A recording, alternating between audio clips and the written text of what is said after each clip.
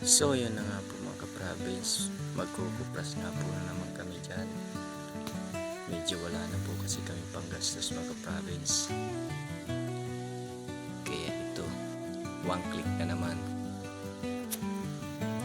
Ang pag one click po pala mga ka-province ay yan po yung pagkukupras po na kaunti lang po yung kaya lang pong tapusin ng 1 hanggang 2 araw.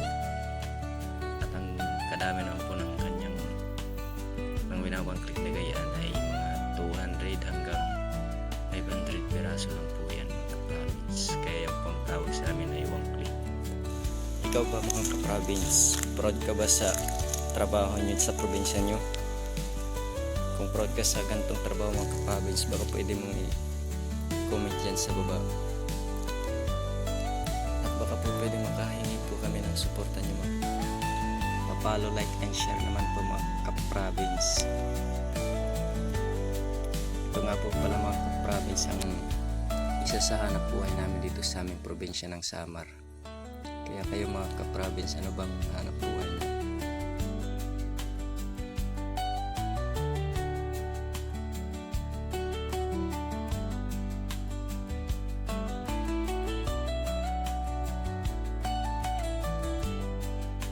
So ayun na nga po mga ka-province, luluunan na nga po natin dyan.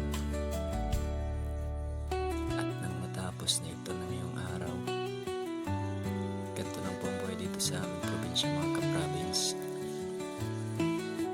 Kasi ito po talaga yung kinabubuhay namin dito, ang pagkukupras po ng nyug.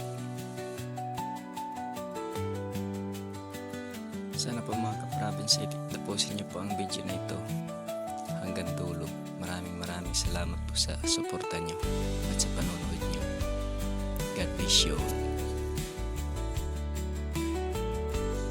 At higit sa lahat po mga ka-province, pasensya na po kayo sa aking voice over at medyo nabubulol-bulol pa po ako.